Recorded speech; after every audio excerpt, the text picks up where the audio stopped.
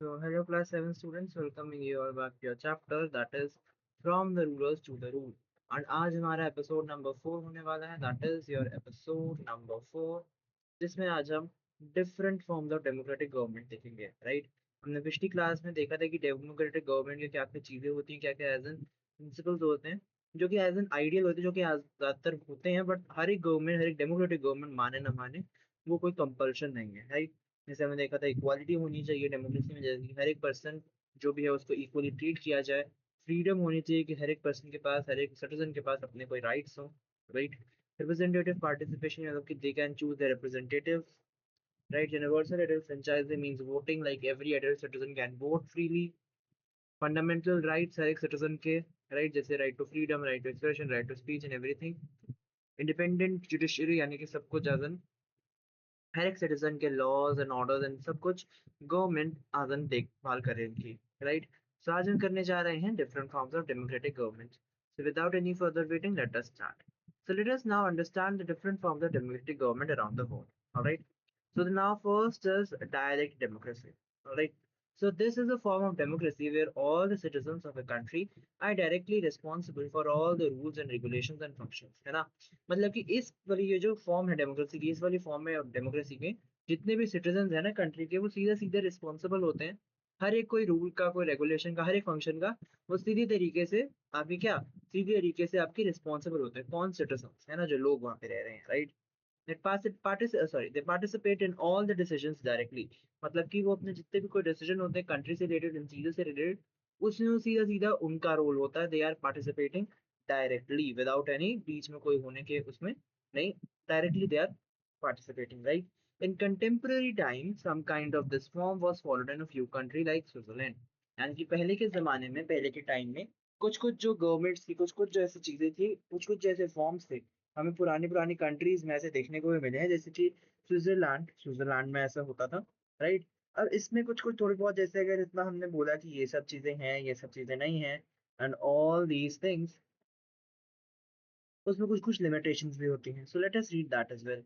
The limitations of this form of government is that it is very hard to carry out in practice, particularly in large countries। है ना, मतलब कि जैसे in practice मतलब कि उसको एज काम में लाना है ना, उससे काम करना एज उससे, उसी से काम एज जैसे एक टाइम टेबल होता है ना, like if you make a time table and then उस टाइम टेबल को फॉलो करो, वैसे ही ये फॉर्म ऑफ गवर्नमेंट जो थी, इसको फॉलो करना, इसको एज निभाना करवाना पूरा, was very kind of hard and very kind of tough you can say, right। ज्यादातर पर्टिकुलरली इन लार्जर कंट्रीज, यानी कि ज्यादातर जो बड़ी बड़ी कंट्रीज थी, उसमें इस ये सब करना is kind of tough, right. Just as we saw our school story, if everyone becomes a part of the committee then decision making and working on all tasks smoothly will be difficult। है ना, अगर हर एक ही बंदा committee में चला आ जाएगा, decision making करेगा, कि हर एक बंदा बोलने लगे, तो उसमें हर एक जो काम है वो काम अच्छे से होना बहुत ज्यादा डिफिकल्ट हो जाएगा, मुश्किल हो जाएगा, क्योंकि सारे लोग अपना कुछ ना कुछ जितने मोटी बातें, तो दे ऑल लाइक, ऑब्वियसली आप जो लोग हुए जितने, उनके हर एक बात की रिस्पेक्ट करनी चाहिए। But as we go and move forward, उसमें चीजें कुछ कुछ ये चीजें भी आ जाती हैं कि like if a decision has to be pass, तो हर एक बंदे से पूछना होगा, और इसमें जितने लोग उतना टाइम ज्यादा लगेगा। That is why what we are talking here is कि इसमें कुछ कुछ जगह पे अच्छी चीज भी थी, बट कुछ कुछ में, जैसे ज्यादातर बड़ी जो कंट्रीज थी, उनमें बहुत यू कैन फेस दिक्कतें, है ना, दिक्कतें पेश आई है वहाँ पे, राइट।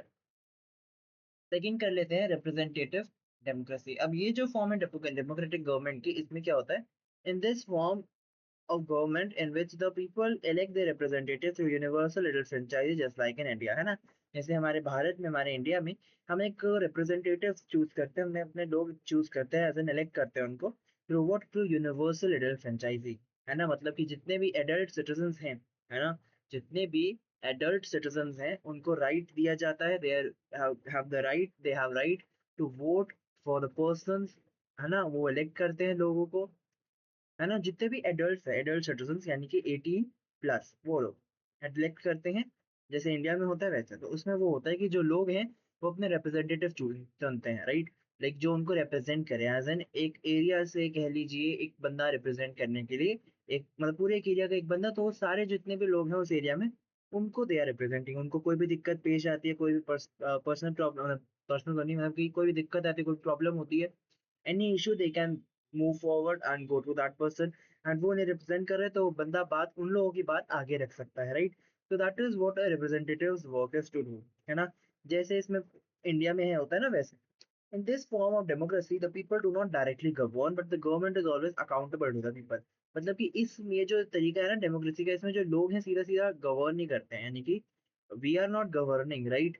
बट इनडायरेक्टली, और व्हाट जो लोग हैं, जो गवर्नमेंट है, जो गवर्नमेंट लोग, सरकार लोग जो चला रहे हैं ना इस गवर्नमेंट को, वो हमें अकाउंटेबल है, मतलब कि हमें जवाबदेही है ना? कोई भी अपना काम करें, कुछ भी करें, वो एज एन जो लोगों ने उनको ले रखा है, जो लोगों ने उनकी सरकार बनाई है, उनको वो जवाबदेही है। आई गेस यही यहाँ पे लिखा है that accountability in democracy means that the government is answerable to the people who have elected them, है ना? मतलब कि जिन्होंने उनको चुना है, जिन्होंने उनको एज एन कोई मंत्री, कोई एमएलए, कोई एमपी बनाया है ना? जो भी बनाया मींस उनका हक बनता है कि वो सवाल करें, उनका हक बनता है कि वो जो भी सवाल करा जा रहा है उनका जवाब दें, है ना? तो यही बात होती है दैट एक होती है डायरेक्ट डेमोक्रेसी जिसमें लोगों की सरकार होती है, रिप्रेजेंटेटिव डेमोक्रेसी जिसमें हम लोगों को चुनते हैं जो हमें आगे रिप्रेजेंट करें, है ना? तो इससे गवर्नमेंट बनती है रिप्रेजेंटेटिव डेमोक्रेसी में, है ना? अब यहाँ पर क्या है ये देख सकते हैं, elections are an integral part of representative democracy through which people can express changes in their choice as well, है ना? इलेक्शन बहुत ही इंपॉर्टेंट पार्ट है, इंटीग्रल पार्ट है, कहने का मतलब कि बहुत इंपॉर्टेंट पार्ट है रिप्रेजेंटेटिव डेमोक्रेसी का। इससे जो लोग हैं ना अपनी जो इच्छाएं हैं, जो चॉइसेस हैं, उसका एज एन एक्सप्रेस कर सकते हैं, राइट? इसमें क्या होता है, to accomplish this election happen in regularly and fix interval of time.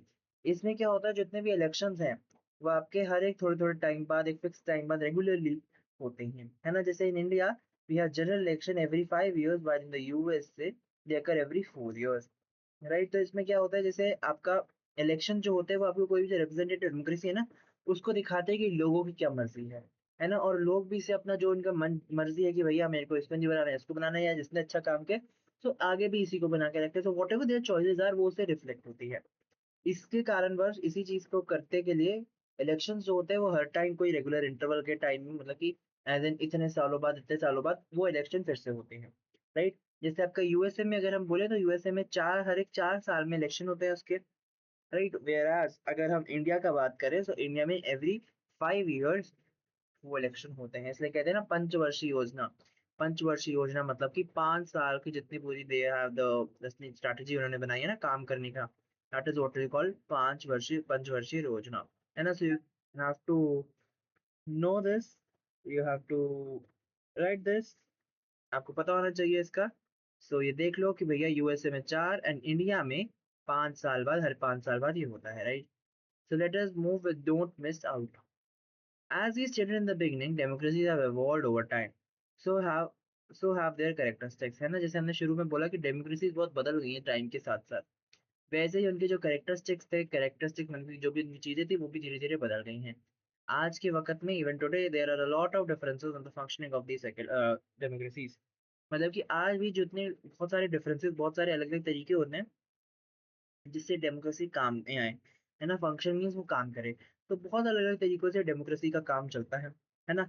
It is useful to remember that when these countries adopted democracy they may not have had all the principle democracy as we understand them today, है ना? यानी कि बहुत जो तो countries जिन्होंने as an democracy adopt करी, कि मतलब वैसे वो उससे डेमोक्रेसी काइंड ऑफ टाइप से गवर्नमेंट चला रहे हैं, उससे चला रहे हैं, गवर्नमेंट अपनी सरकार चला रहे हैं।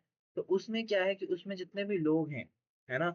और जिन्होंने स्टार्ट में भी जो इतनी पॉलिसीज है, जितने प्रिंसिपल है ना डेमोक्रेसी, जो कि हमने पहले में देखे थे कि भैया ऐसे इक्वालिटी होनी चाहिए, ये होना चाहिए, वो होना चाहिए, मे बी उनके पास स्टार्टिंग में वो ये सब एज एन फंक्शन नहीं कर रहे होंगे, एज एन स्टार्टिंग में they're not using that all things, इतना स्टार्टिंग में इतना सबको तो ध्यान नहीं दे रहे होंगे, बट धीरे धीरे they're kind of moving to that, right? तो जितना हमने जैसे अभी स्टार्टिंग में पिछले एपिसोड में पढ़ा था, वो उतनी इतनी चीजें में भी कभी कभार पॉसिबल नहीं हो पाती है, बट वट एवर जो होता है उनसे पॉसिबल स्टार्टिंग में होता है, एंड धीरे धीरे slowly slowly that it will be like moving forward, है ना? For example, effective universal adult suffrage in the UK happened in 1928 and the USA by 1985। ठीक है, सो ये जो है आपका कब कब हुआ है ये आपको बता रहे हैं, जो कि चीजें हैं, जो कि इंपॉर्टेंट चीजें हैं, right? This is what you kind of get it. ठीक है, यूनिवर्सल एडल्ट सफरेज मतलब कि kind of right to vote, है ना? पॉलिटिकल जो भी इलेक्शन होगा, चीज होंगी वो। तो यूनिवर्सल एडल्ट फ्रेंचाइजी क्या, फ्रेंचाइजी तो इंडिया में होती है, सफरेज मींस यहाँ पे यूके में 1928 में हुआ था एंड यूएसए में बाय 1965 में, है ना। सो यहाँ पे आप देख सकते हैं कंट्रीज का लिखा है एंड व्हेन दैट कंट्री में डेमोक्रेसी आई, है ना। जैसे अगर आप देखेंगे यूएसए में 1787 में आई, स्विट्जरलैंड में 1848, India 1947, Germany 1949, Kenya 1968, Nepal 2008, right. So ये सारी most of the democracies today are representative democracy, but every democracy function differently. Here are two forms of representative democracy. मतलब कि आजकल जितनी जो डेमोक्रेसीज है ना आज में, वो ज्यादातर जितनी ज्यादा है रिप्रेजेंटेटिव डेमोक्रेसी है ना। मतलब कि वो ऐसे जो डेमोक्रेसीज है वहाँ पे जो लोग हैं वो एज एन लोग अपने एक कोई रिप्रेजेंटेटिव को चुनते हैं एंड वो आगे उनको शोकेस करता है, उनको रिप्रेजेंट करता है। और आज के टाइम पे ज्यादातर जो सरकारें हैं, ज्यादातर जो डेमोक्रेटिक सरकारें हैं, वो ज्यादातर रिप्रेजेंटेटिव डेमोक्रेसीज की शो करती हैं, राइट। बट जो जितनी हर एक डेमोक्रेटिक फंक्शंस है ना, हर एक डेमोक्रेसी फंक्शन करती है वो अलग अलग करती है। मतलब कि हर एक डेमोक्रेसी अपना अलग अलग तरह से काम करती है, अलग अलग तरह से चीजें करती हैं, अलग अलग तरह से टास्क परफॉर्म्स करती हैं, व्हाट एंड व्हाट नॉट। और अब हम जो यहाँ पे अब बात करने जा रहे हैं वो रिप्रेजेंटेटिव डेमोक्रेसी के बारे में, जैसे हमने बात करी। अब उसी के अंडर में दो और टाइप्स आते हैं आपकी, right? So let us see those two types of your representative democracy. First is your parliamentary democracy. अब parliamentary democracy से आपको समझ में आ रहा होगा किस चीज की बात हो रही है, पार्लियामेंट की बात हो रही है, right? घर की तो बात हम कर नहीं रहे। So in this form of government, the member of the executive are also the part of legislature. For example, in India, the prime minister and the council of member are also member of the parliament. है ना। इसमें जो चीजें हैं कि इसमें इस form of government में यानी कि पार्लियामेंट्री डेमोक्रेसी में जो होता है, जो मेंबर है ना एग्जीक्यूटिव की जिनकी सरकार है, वो लेजिस्लेचर में भी काम आते हैं, काम करते हैं, है ना। जैसे कि इंडिया में जो आपके प्राइम मिनिस्टर हैं या जो काउंसिल है मिनिस्टर्स की, वो भी आपके मेंबर्स होते हैं आपके पार्लियामेंट में, राइट। तो वही बात है, the council of ministers are accountable to the legislature and continue working as long as they have confidence in the legislature. यानी कि जो काउंसिल होता है मिनिस्टर्स का, वो भी लेजिस्लेचर की तरह अकाउंटेबल होता है, लाइक आंसरेबल होता है ना। एंड वो अपना काम करना शुरू करते हैं और कब तब तक करते हैं जब तक उनको कॉन्फिडेंस होता है लेजिस्लेचर में। In India the council of members can continue working while they have confidence of the Lok Sabha यानी कि लोकसभा से जब तक उनको पीछे आवन है, हाँ, तब तक दे कैन वर्क, राइट। अब इस फॉर्म में पार्लियामेंट्री डेमोक्रेसी में, in this form of government, people elect the legislature but not the executive. मतलब कि इस फॉर्म में है, इस फॉर्म ऑफ द गवर्नमेंट में जो लोग हैं वो अपनी गवर्नमेंट जो है, लेजिस्लेचर जो है उसको इलेक्ट कर लेते हैं बट एग्जीक्यूटिव को इलेक्ट नहीं कर पाते, राइट। तो that is what, that is कि इस फॉर्म में जो आपके लोग हैं लेजिस्लेचर यानी कि जो लोग उधर शोकेस हो रहे हैं उधर पार्लियामेंट में, वहां पे इनको शोकेस कर पाते हैं पर ज्यादातर एग्जीक्यूटिव को शोकेस नहीं कर पाते, बिकॉज जो सिलेक्टेड मेंबर्स होते हैं ना कुछ लेजिस्लेचर के, वही एमपी मिनिस्टर्स बनते हैं। बट हम लोग उसको मिनिस्टर्स हम नहीं बता सकते कि भैया ये फाइनेंस मिनिस्टर बने, यू मिनिस्टर बने, that is not in our hands. But हम लोग लेजिस्लेचर तक उन बंदों को लेकर जा सकते हैं। So that is what the things are. All right, moving forward, we have as presidential democracy. So let us move forward with presidential democracy. अब in this form of government, the executive works independently of the legislature. इसमें जो executive है वो आपके legislature से अलग काम करता है, उनमें कोई ऐसा relation dependency नहीं है। The president is elected by the people, यानी कि जो president होता है वो लोग सरकार, जो अब सरकार नहीं चुनते बट लोग जो है वो ही चुनते हैं। The president does not need to have the confidence of the legislature for his or her position. यानी कि लेजिस्लेचर यानी कि जो सरकार है उसका कोई भी उनसे लेना देना नहीं है, वो अगर चाहे ना चाहे प्रेसिडेंट तब भी बनेगा, राइट। उनका उसमें कोई एज एन काम वगैरह उनका कोई उसमें उस सेंस में डिपेंडेंसी नहीं है। In some countries like India, states within the country such as Rajasthan or Kerala have their own government, but they are not completely independent. They are still governed by larger national government, the Union Government of India.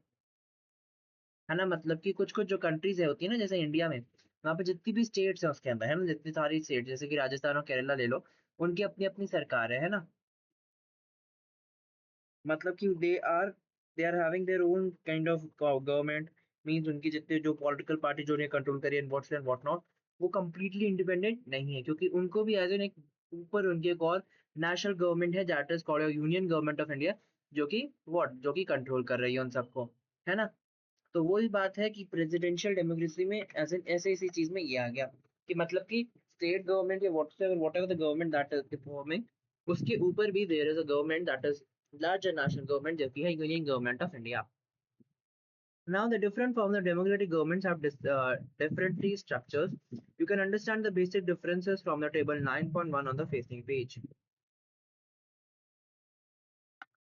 ठीक है, तो ये वाला जो आपका table है, इसमें you can understand very clearly about all the things that we have discuss right now. ठीक है, इसका वाला जो चीजें हैं ये हम अपनी नेक्स्ट क्लास में करेंगे. ठीक है, ये जो आपका Lok Sabha, Rajya Sabha and what not, मतलब कि what do these terms mean, ये हम अपनी नेक्स्ट क्लास में करेंगे. आज के लिए इतना ही, आपके एपिसोड नंबर 4 में इतना ही. Will meet you all very soon with the next episode. तब तक के लिए bye bye and take care you all. So bye bye you all. Thank you.